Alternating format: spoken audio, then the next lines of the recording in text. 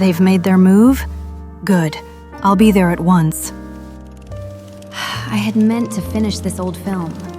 So, while Lucilla is away, let's talk about the 3.2 Afterstory and the broadcast. We'll keep things in order from the more serious topics to the lighter ones, and break today's discussion into two parts. First, let's sort through the most important information and revisit some earlier foreshadowing. What we need to make clear is this. When Rover enters Strider Gate in 3.3, he's not going in there to deck Aleph 1 and come back triumphant. He's going in to collect data for the reactor drive, reinforce the seal on Strider Gate, complete the Exo-Strider's repairs, and fight Aleph 1 in the future. Of course, it also looks like this will conveniently double as a chance to bring Aemeath back. Back on February 10th, just 5 days after Aemeath sacrificed herself, I already argued in a video that saving Aemeath would require 4 steps no matter what. Entering the void matter, locating Aemeath, failing to beat Aleph 1 and escaping, then returning to Solaris while paying a price. And now, it looks like each of those points either has an answer already, or at least a rough direction. The way in is obviously the Strider Gate. The way to find Aemeath may depend on Hiyuki and her white bird, and cassette may also be a major clue. In the broadcast, Aemeath is holding an extra cassette, and after 3.3, we'll also be able to switch Rover's terminal skin. These changes seem to hint that cassette will play an important role in the next part of the story. Once inside void space, even if Aleph 1 still can't be beaten head-on, it looks like Kuro has designed a corrupted mech boss that's about the same size as the Exo-Strider. There's a decent chance this is related to the Exo-Strider Aemeath mentioned in 3.1, the one inside the void matter space. There's also one earlier theory of mine that I need to revise. Back then, I said there was absolutely no way anyone could beat Aleph 1, and that conclusion was based on the official claim that Aleph 1 is a higher dimensional Threnodian. But after discussion and corrections from other fans, I realized that the phrase higher dimensional actually has 2 possible interpretations, an ambiguity that has existed for a long time in physics discourse. One refers to higher dimensions in the absolute spatial sense. The other refers to higher dimensions in space-time. In other words, treating time itself as one of the dimensions. My earlier "there's no way to win" conclusion was based on the first reading, higher dimensional in space. But now it looks much more like Kuro is using the second reading instead, higher dimensional in space-time, which means that from a purely spatial perspective, Aleph 1 may still be 3-dimensional, or at least not fully 4-dimensional. And if that's the case, then there may still be a way through this. It may not be a completely unwinnable fight after all.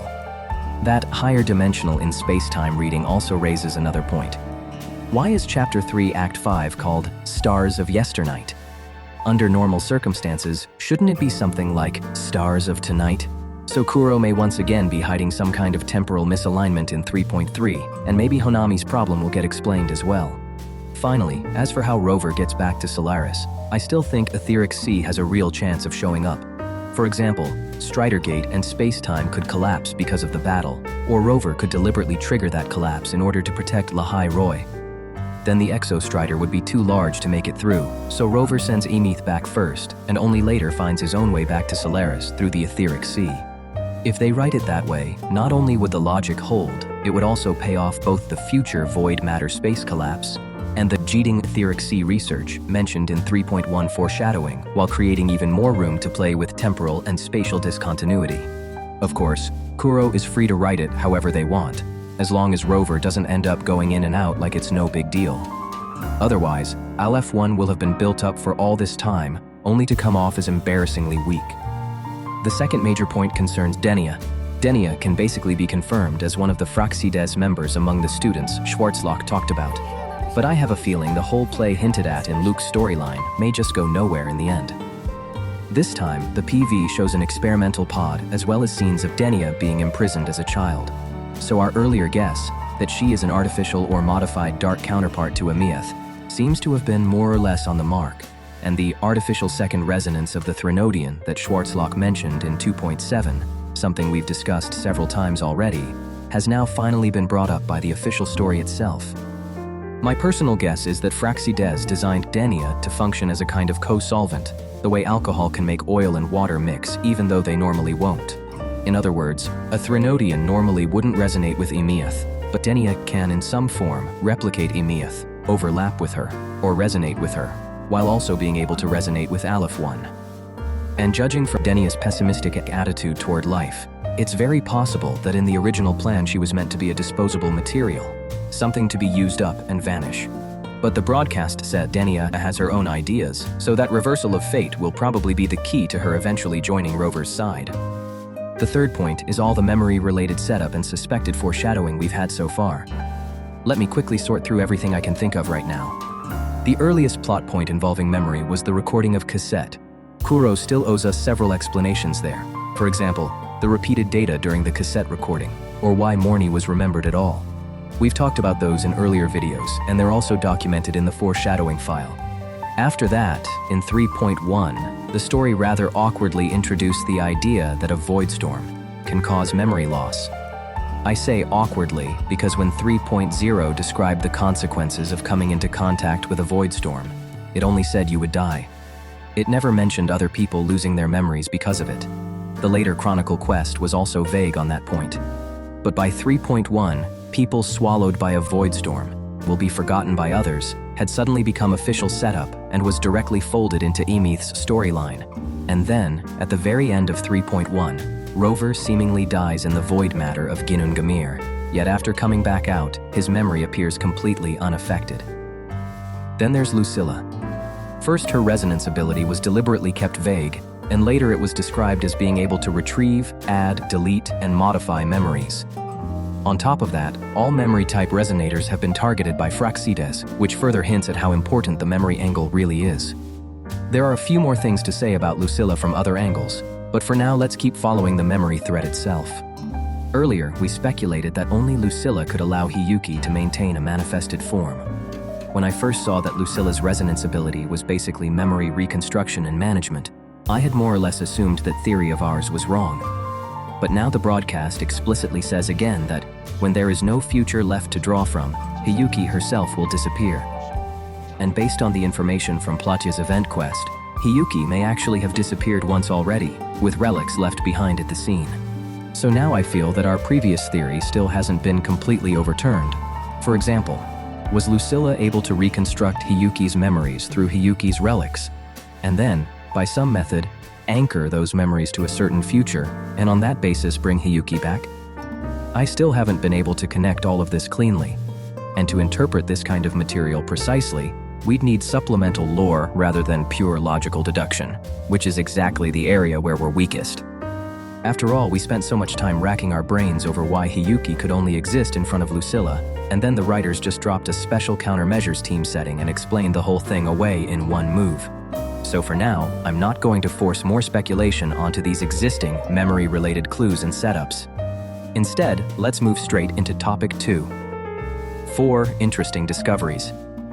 The first thing that caught my attention is that in Platya's event quest, Rover actually says outright that he wants to shoulder things himself and doesn't want to trouble the Black Shores. In our earlier memory loss analysis, we mentioned that Rover is now deliberately choosing to remain mutually independent from the Black Shores. In context, it doesn't line up 100% here, but when I saw that line, I still felt my eyes light up. The second interesting discovery is that Lucilla's memory management setup may itself be very open-ended. This is similar to what I've always said about Frolova's storyline. It's open. Lucilla can not only recreate memories by touching objects, she can even recreate them remotely. Sure, that seems to pay off the earlier foreshadowing about pulling the truth out of someone, but Lucilla's power is still absurdly overpowered.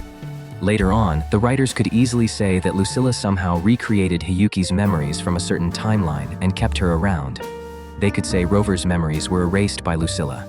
They could even say that the moment Lucilla got Rover's old student ID, she already learned a whole pile of things and simply chose not to show it. All of this can be achieved just by extending the setup of Lucilla's resonance ability a little further. So if the future gives us some outrageous plot development built on Lucilla's powers, nobody should be surprised.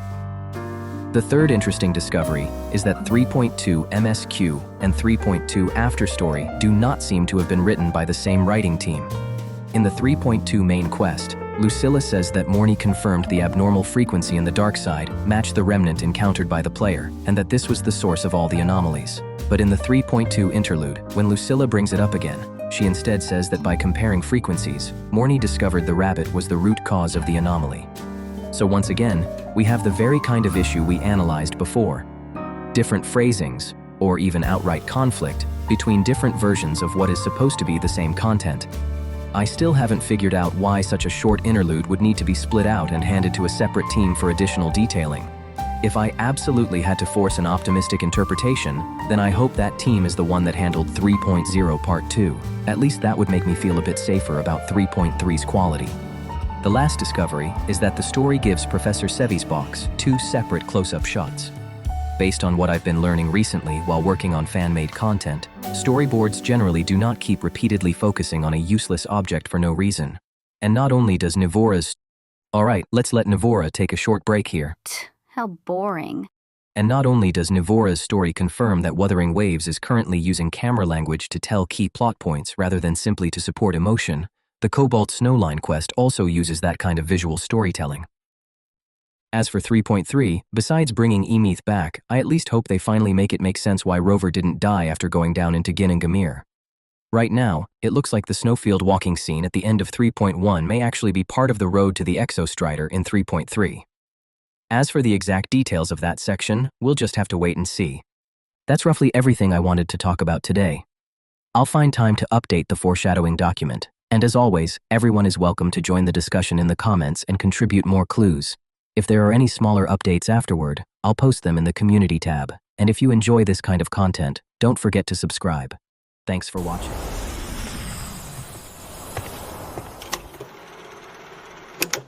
Since I spared her machine some wear and tear, perhaps she could take a little less out of my paycheck?